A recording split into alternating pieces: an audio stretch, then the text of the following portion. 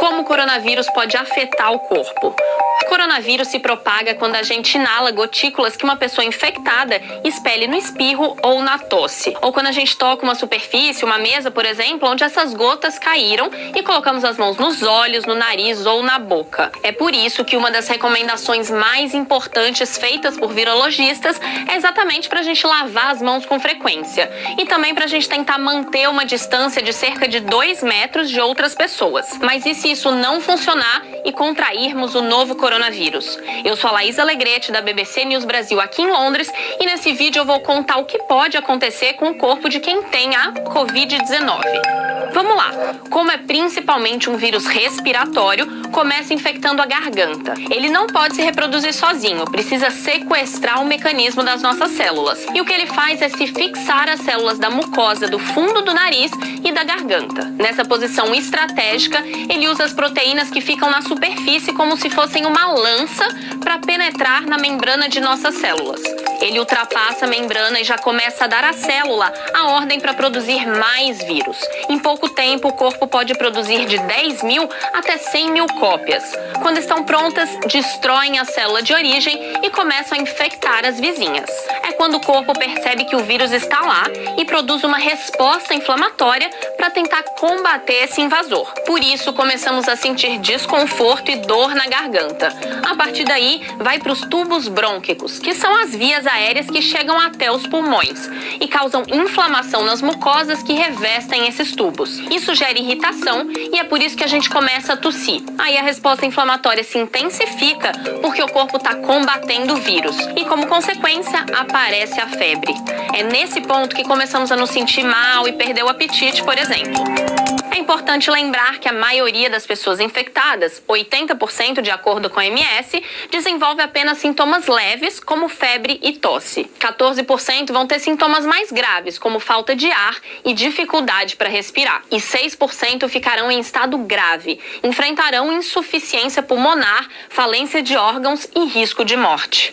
A maioria das pessoas se recupera da Covid-19 sem necessidade de tratamento específico. Elas fazem repouso, consomem bastante líquido, tomam paracetamol. Mas a situação pode piorar se o vírus passar dos tubos brônquicos para os pulmões, que é onde causa inflamação, que é a pneumonia. O problema não é apenas a infecção, mas como o nosso corpo responde a ela. Para impedir que a infecção domine nossas células, nosso corpo se defende, produzindo substâncias químicas bastante agressivas. No caso da pneumonia, acaba criando uma congestão nos pequenos sacos de ar na base dos pulmões, os alvéolos. Essas pequenas estruturas são as que normalmente se enchem de ar e, através de suas paredes, ocorre uma troca gasosa, pela qual o oxigênio chega ao sangue e nos livramos do dióxido de carbono. E se o corpo não recebe oxigênio suficiente, ocorre insuficiência respiratória. E o coração, sem oxigênio suficiente pela corrente sanguínea, não consegue funcionar. Quando o corpo não recebe o oxigênio necessário, o paciente deve ser hospitalizado e possivelmente ficar ligado a um respirador. Um dos especialistas consultados pela BBC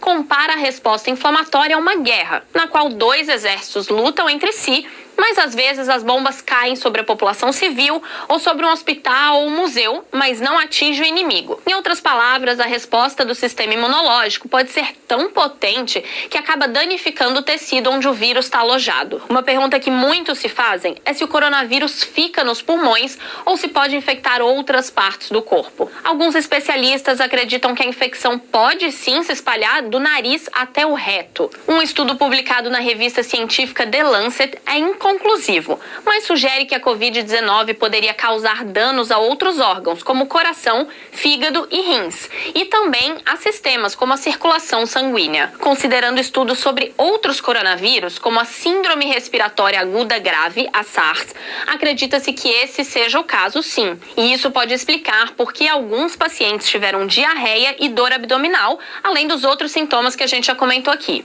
Mas, gente, nada disso está 100% confirmado, porque para isso precisa da análise de autópsia e essas informações estão apenas começando a chegar. Isso também vale para as dúvidas sobre possíveis danos a longo prazo. Cicatrizes pulmonares e redução da função pulmonar foram relatados em alguns pacientes, mas a grande maioria até aqui se recuperou completamente. Essas são informações que vão poder ser determinadas com precisão no futuro. Agora, o foco está em ajudar a recuperação dos pacientes em situação mais grave, criar uma vacina e tentar evitar a propagação da doença. As informações desse vídeo foram feitas com base em uma entrevista com William Schaffner, que é professor de Medicina Preventiva e Doenças Infecciosas da Universidade Vanderbilt, nos Estados Unidos. A gente vai deixar o link da matéria aqui embaixo e quem não está inscrito no nosso canal ainda, não esquece de fazer isso. Até a próxima!